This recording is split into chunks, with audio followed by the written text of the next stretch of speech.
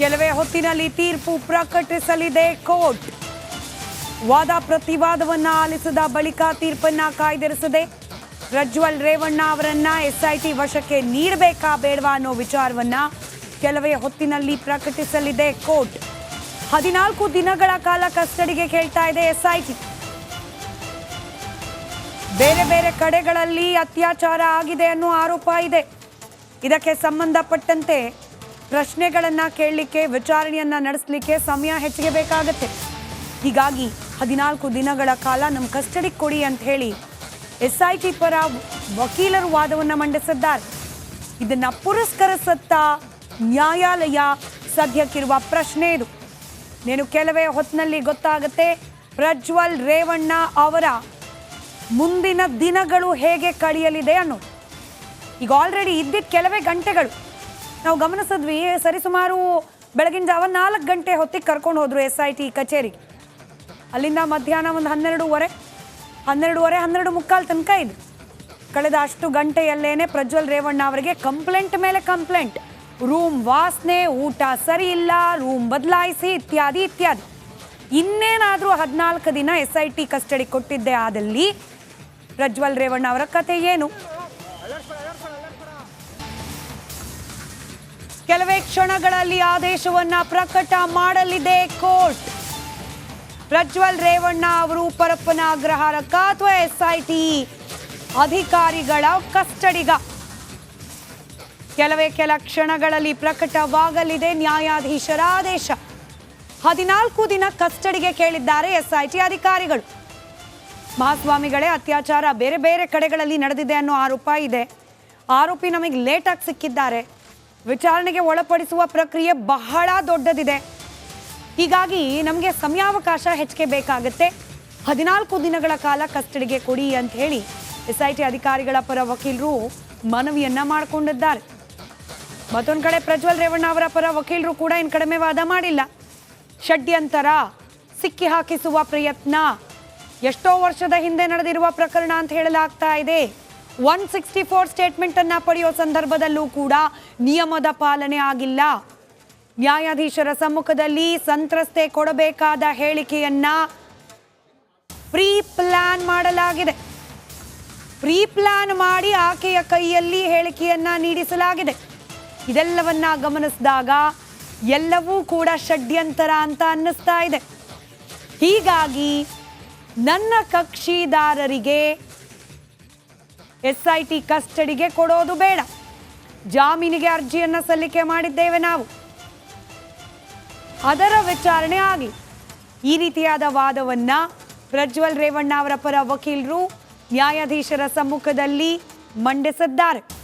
ಪ್ರಜ್ವಲ್ ರೇವಣ್ಣ ಪರ ವಕೀಲರ ವಾದವನ್ನ ಪುರಸ್ಕರಿಸುತ್ತಾ ಕೋರ್ಟ್ ಅಥವಾ SIT ಪರವಾದ ವಕೀಲರ ವಾದವನ್ನ ಪುರಸ್ಕರಿಸುತ್ತಾ ಇನ್ನೇನು ಕೆಲವೇ ಕ್ಷಣಗಳಲ್ಲಿ ಆ ಬಗ್ಗೆ ಮಾಹಿತಿ ಲಭ್ಯವಾಗಲಿದೆ. ಇದರ ನಡುವೆ 37 ದಿನಗಳ ಕಾಲ ಪ್ರೈವೇಟ್ ಟ್ರಿಪ್ ಅನ್ನ ಎಂಜಾಯ್ ಮಾಡ್ಕೊಂಡು ಬಂದ ಸನ್ಮಾನ್ಯ ಸಂಸದರಾದ ಪ್ರಜ್ವಲ್ ರೇವಣ್ಣ ಅವರಿಗೆ ರೂಮ್ ವಾಸನೆ ಅಂತೆ, SIT ಕೊಠಡಿ ವಾಸನೆ ಅಂತೆ. ಹೀಗಾಗಿ ರೂಮ್ ಅನ್ನ ಬದಲಾಯಿಸಿ ಐಷಾರಾಮಿ ಕೊಠಡಿಗಳಲ್ಲೇ ಕಾಲವನ್ನ ಕಳೆದು ರೂಢಿಯಾಗಿರುವ ಪ್ರಜ್ವಲ್ ರೇವಣ್ಣ ಅವರಿಗೆ SIT ಕಚೇರಿಯ ವಾಸನೆಯನ್ನ ಸಹಿಸಿಕೊಳ್ಳಿಕ್ಕೆ ಸಾಧ್ಯವಾಗಿಲ್ಲ. ಇಲ್ಲೆಲ್ಲ ಊಟ ಮಾಡ್ಲಿಕ್ಕೆ ಸಾಧ್ಯನೇ ಇಲ್ಲ. ಮನೆಯಿಂದ ಊಟ ತರಿಸ್ಕೊಂಡು ತಿನ್ನುವುದಕ್ಕೆ ಅವಕಾಶವನ್ನ ಮಾಡಿಕೊಡಿ, ಪ್ರಜ್ವಲ್ ರೇವಣ್ಣ ಅವರ ಮನವಿ ಇದು. ಆರೋಪಿ ಅಂತ ಆದಮೇಲೆ ಆತನಿಗೂ ಕೂಡ ಒಂದಷ್ಟು ಪ್ರಾವಿಷನ್ ನಮ್ಮ ನ್ಯಾಯಾಂಗ ವ್ಯವಸ್ಥೆಯಲ್ಲಿದೆ. ಆರೋಪಿ ಅಪರಾಧಿ ಆಗಿಲ್ಲ, ಅಪರಾಧಿ ಅಂತಾದರೂ ಕೂಡ ಕೆಲವೊಂದಷ್ಟು ಸೌಲಭ್ಯಗಳಿಗೆ ಅವಕಾಶ ಇರುತ್ತೆ. ಹೀಗಾಗಿ ಪ್ರಜ್ವಲ್ ರೇವಣ್ಣ ಅವರ ವಿರುದ್ಧವಾಗಿ ಪಬ್ಲಿಕ್ ಡೊಮೈನಲ್ಲಿರುವಂತಹ ಆಕ್ರೋಶ, ಜನರ ನಡುವೆ ಇರತಕ್ಕಂತಹ ಅಸಹನೆ, ಅದೇನೇ ಇದ್ದರೂ ಕೂಡ, ಆ ಇಂಟೆನ್ಸಿಟಿ ಎಷ್ಟೇ ಇದ್ದರೂ ಕೂಡ ನ್ಯಾಯಾಲಯ ಇಲ್ಲಿ ಭಾವನೆಗಳಿಗೆ ಹೆಚ್ಚು ಬೆಲೆಯನ್ನು ಕೊಡೋದಿಲ್ಲ. ಬದಲಾಗಿ ವಾದ ಪ್ರತಿವಾದ, ಕಾನೂನಿನಲ್ಲಿ ಇರತಕ್ಕಂತಹ ಅವಕಾಶ, ಇದಿಷ್ಟನ್ನ ಗಮನಿಸಿ ಪ್ರಜ್ವಲ್ ರೇವಣ್ಣ ಅವರ ಈ ಡಿಮ್ಯಾಂಡ್ಗಳೇನಿದೆ ಅಥವಾ ರಿಕ್ವೆಸ್ಟ್ ಏನಿದೆ ಇದನ್ನ ಪುರಸ್ಕರಿಸಬೇಕಾ ಬೇಡವಾ ಅನ್ನೋದನ್ನ ನಿರ್ಧಾರ ಮಾಡ್ತಾರೆ ನ್ಯಾಯಾಧೀಶರು.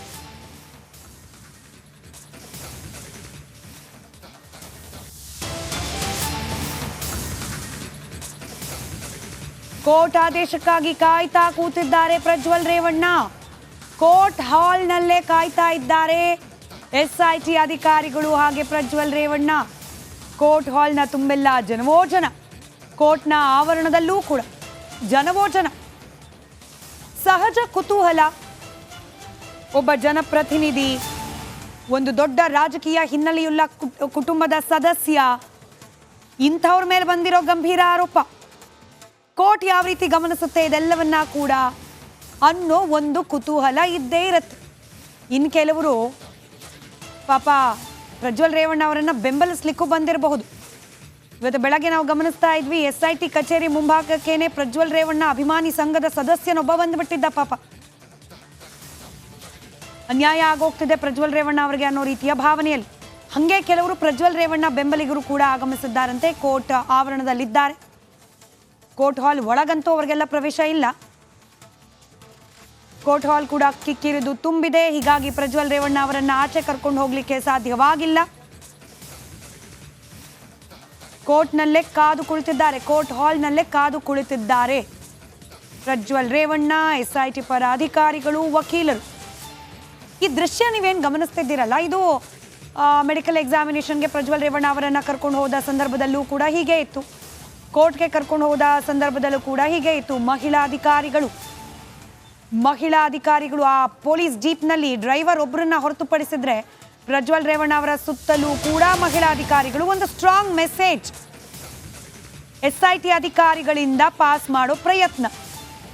ಕೈ ಕಟ್ಕೊಂಡು ಆಕಾಶ ನೋಡ್ತಿದ್ದಾರಂತೆ ಪ್ರಜ್ವಲ್. ಆಕಾಶ ಕಾಣಿಸಲ್ಲ, ಕೋರ್ಟ್ ಹಾಲ್ ಕವರ್ಡ್ ಇರುತ್ತೆ. ಆ ಕೋರ್ಟ್ ಹಾಲ್ನ ಛಾವಣಿ ಕಾಣಿಸ್ಬೋದಷ್ಟೇ.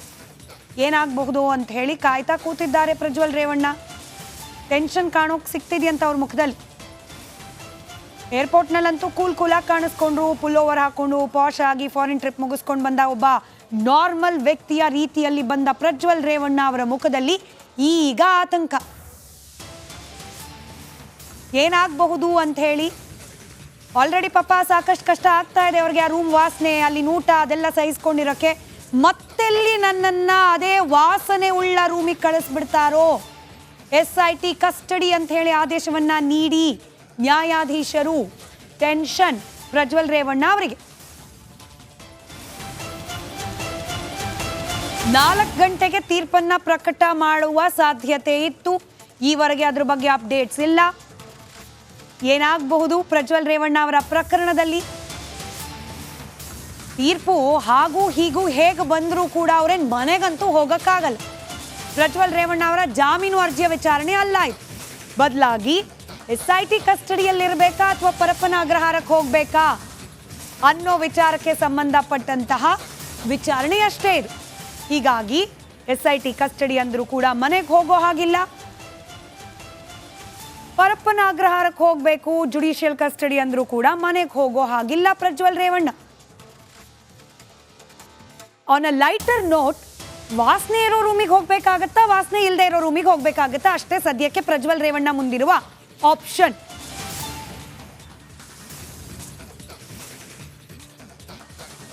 ದೇಶದ ಅತಿ ದೊಡ್ಡ ನೆಟ್ವರ್ಕ್ ನಿಂದ ಮೆಗಾ ಕವರೇಜ್. ದೇಶದ ಮತದಾರನ ಆದೇಶ NDAಗ ಇಂಡಿ ಒಕ್ಕೂಟಕ್ಕ. ಲೋಕ ಅಖಾಡದಲ್ಲಿ ಗೆಲ್ಲೋದ್ಯಾರು, ಸೋಲೋದ್ಯಾರು? ಕರುನಾಡಿನ 28 ಕ್ಷೇತ್ರಗಳ ನಿಖರ ಫಲಿತಾಂಶ. ಫಾಸ್ಟ್ ರಿಸಲ್ಟ್, ಪಕ್ಕಾ result. Number 1 election team, number 1 network, number 1 coverage.